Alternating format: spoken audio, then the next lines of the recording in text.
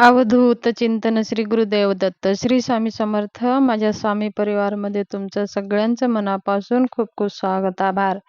चला तर मग आज आपला विषय आहे गणपती बाप्पा आपल्या घरामध्ये विराजमान झालेले आहेत. आता आपल्या घरामध्ये आनंदाचं वातावरण आहे, पण आपल्या काही समस्या आहेत. काही आपल्या मनासारखं जोडीदार प्राप्त भेटत नाही. खूप आपल्या लग्नामध्ये अडथळे येतात, पण लग्न जमलं तरी पण बघा कुठं-कुठं काही जाग्यावर असं आपल्याला पाहायला भेटतं, लग्न झालं की वर्ष 2 वर्षामध्येच खूप काही जागावर लग्न मोडतात ते, फारकती होतात ते. तर अशा वेळेस आपल्याला आपल्या मनासारखं म्हणजे आपल्याला अ, पूर्ण आयुष्यभर साथ देणारा असा एक जोडीदार आपल्याला हवा आहे. मुलं असो किंवा मुलगी असो. मुलं असो किंवा मुली असो, आपल्याला मनासारखं म्हणण्यापेक्षा आपलं योग्य जोडीदार आपल्याला हवा आहे. मनासारखं बघा, मनाला काय वाटतं, की बघायला डोळ्याला आपल्याला दिसावं हे वाटतं मनाला. पण आपल्याला योग्य जोडीदार हवा आहे. त्याचे संस्कार योग्य पाहिजे. सगळं सगळं त्याचे विचार, आचार सगळं म्हणजे ते सगळे संस्कार आहे अशा प्रकारे आपल्याला योग्य म्हणजे आपलं पूर्ण आयुष्य त्यांच्यासोबत सुखानं जाईल. म्हणून ह्या अनंत चतुर्थीपर्यंत वर्षातून एकदाच हे उपाय आपल्याला करायचा आहे. उपाय म्हणा, सेवा म्हणा, ह्याचे खूप छान रिझल्ट असे आपल्याला बघायला भेटतात. आणि ही सेवा आपल्याला काय करायचं आहे, 11 गणपती आपल्याला बघायचे आहे. मंडळाचे 11 गणपती. कारण का 11 गणपती हे गणपती वेळेसच आपल्याला 11 गणपती भेटणार आहेत. आपल्याला गणपतीच्या नंतर जर आपल्याला ही सेवा करायची असेल, तर मग आपल्याला 11 गणपती कुठून आणणार? मग ते गणपती प्रत्येकाच्या घरामध्ये जावं लागेल. मग ओळखीच्या घरामध्ये जावं लागेल. मग त्यांना काय सांगावं ते विचारपूस करतात. हे काय करता? कशासाठी करता? मग ते सांगत बसावं लागतं. तर आपण कोणतेही सेवा उपाय करत असताना हे मनातच ठेवायचं असतं. जास्त म्हणजे कोणाला सांगायचं नसतात, जोवर आपलं कार्य पूर्ण होत नाहीपर्यंत. तर आपल्याला ही सेवा म्हणून आपल्याला मंडळाचे गणपती भरपूर काही आपल्याला भेटत असतात. म्हणून हे मंडळाच्या गणपतीच्या वेळेस आपल्याला ही सेवा करायची आहे. आपल्याला काय करायचं आहे, अशी अख्खी अक्षता घ्यायची आहे. त्या अक्षताला पिवळे करायचे आहेत.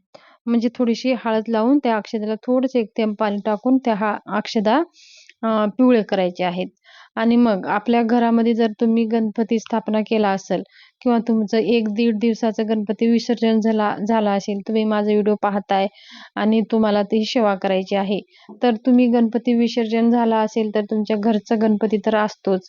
अन् जर समजा तुमचं गणपती विसर्जन झालं नसेल, तर तुमच्या घरच्या गणपतीपासून तुम्ही सुरुवात करू शकता. समजा तुम्ही गणपती स्थापना करतच नाही, तर मग काय करावं? तरी पण तुम्ही घरचं आपलं छोटं गणपती असतोच, तिथून सुरुवात आपल्याला करायची आहे. मग आता आपण ते अक्षता जे घेतलेलं आहे पिवळे करून, ते अक्षता काय करायचं आहे, आपल्या घरच्या वरती आपल्याला घरच्या गणपतीच्या डोक्यावरती टाकायचं आहे. जर तुमचा घरचा शाडूचा गणपती स्थापना केला असेल, तर त्या शाडूच्या गणपतीवर पण अक्षता टाकायचा आहे आणि तुमचा जो छोटा गणपती आहे घरातला, देवघरातला, त्याच्यावरती पण अक्षता टाकायची आहे. असे 2 गणपती आपले घरातच झाले. आणि 2 गणपती झाल्यावर मग 9 9 गणपती आपल्याला मंडळाचे बघायचे आहेत. मग जर तुम्ही गणपती स्थापना घरामध्ये केली नसेल, तर फक्त आपल्या घरच्या देवघराच्या गणपतीवर टाकायचे आहे आणि डोक्यावर टाकायचं आहे आणि 10 मंडळाचे गणपती आपल्याला घ्यायचे आहे. आता मंडळाच्या गणपतीमध्ये जायचं आहे आणि बघा ही सेवा कोणी करायचं? ज्याचं लग्न करणार आहे. आता मुलींना योग्य जोडीदार हवा आहे, तर ही सेवा मुलींनीच करावं. मुलांना योग्य जोडीदार हवा असेल, तर ही सेवा मुलांनीच करावं. नाही असं नाही, की मुलांचं आईनं करावं, पप्पानं करावं असं नाही. ज्याला योग्य जोडीदार हवा आहे त्यांनीच ही सेवा करावं. मुलांसाठी आई-वडील हे सेवा करायची नाही. मग आता ते अक्षता आपल्याला घ्यायचं आहे. घरचे 2 गणपती झाले. तर मग आपल्या मंडळात जायचं आहे. आता मंडळात कसं खूप मोठे-मोठे गणपती असतात, डोक्यावर टाकता येत नाही. पण आपण थांबून बाहेरून सुद्धा प्रार्थना करून बाप्पाला जसं आपण लग्न झालं तेव्हा अक्षदा टाकतो, तशा प्रकारे सुद्धा आपण अक्षदा बाप्पावरती टाकू शकता आणि बाप्पाला विनंती करायचं आहे, "हे बाप्पा, तुमच्यावर जसं मी अक्षदा टाकलेला आहे, तसंच अक्षदा माझ्यावर पण पडू द्या आणि मला योग्य जोडीदार, मनासारखं नाही, योग्य जोडीदार, जो मला माझ्या जीवनभर मला साथ देईल, जो मला समजून घेईल, असा एक योग्य जोडीदार मला प्राप्त करून द्या." म्हणून बाप्पाच्या डोक्यावरती अक्षदा आपल्याला टाकायची आहेत. बाप्पाच्या अक्षदा टाकून झाल्यानंतर आपल्याला प्रत्येक गणपती 10 किंवा 9 गणपती, आपल्या घरात 2 असेल तर बाहेरचे 9 गणपती आणि आपल्या घरात 1 असेल तर बाहेरचे 10 गणपती. असे 11 गणपती आपल्याला टाकायचे आहे. कुणाला काही सांगायचं नाही. आपली सेवा करायची आहे गुपचूप आणि अक्षता टाकून मग आपल्याला घरी यायचं आहे. बघा तुम्ही ही सेवा करून पहा आणि हे वर्षातून एकदाच ही सेवा आपल्याला करायची आहे. ह्याचे खूप छान रिझल्ट येतात. आता हे झालं आपल्याला मनासारखं जोडीदार प्राप्त करण्यासाठी. आता आपल्या मुलांची स्मरणशक्ती वाढण्यासाठी. मुलं आपलं प्रगतिशील व्हावं. प्रत्येक वडिलांना असं वाटतं, की आपली मुलं प्रत्येक कलामध्ये आपले मुलं यशस्वी व्हावं. आपल्या मुलांमध्ये 64 गुण कलांनी रहित व्हावं, हे सगळ्या आई-वडिलांना वाटतं. आपले मुलं हुशार व्हावं, प्रगतिशील व्हावं, प्रत्येक कला त्यांच्या अंगामध्ये व्हावं, म्हणून सगळ्यांना वाटतं. पण तसं कधी-कधी होत नसते. म्हणून आपण गणपती बाप्पा हे बुद्धीचे देवता आहेत. गणपती बाप्पा सगळ्यात जास्त बुद्धीचे देवता आहेत आणि ह्या देवताची आपल्याला अनंत चतुर्थीमध्ये आपल्याला ही सेवा करायची आहे. जर आपले मुलं छोटे असेल किंवा मोठा असेल, कोणी असेल तरी त्यांच्याकडं करून घ्या. मोठे असेल तर छोटे असेल तर त्यांच्यासाठी आईने ही सेवा करायची असते.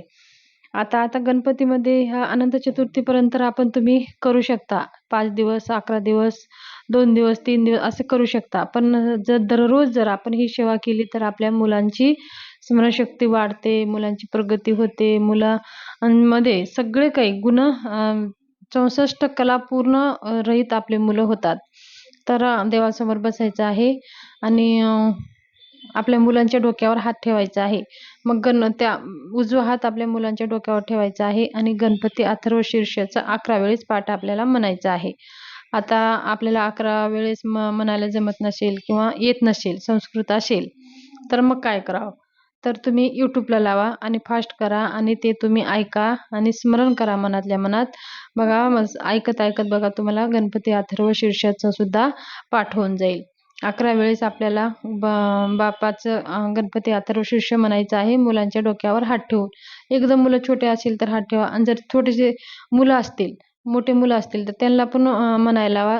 नाही तर मग त्या मुलांना ओम गण गणपतये नमः, ओम गण गणपतये नमः हे स्मरण करत मुलांना राहू द्यायचं आणि आपण गणपती अथर्वशीर्षाचं म्हणत मुलांच्या डोक्यावर उजवा हात ठेवून आपल्याला गणपती अथर्वशीर्ष म्हणायचं आहे.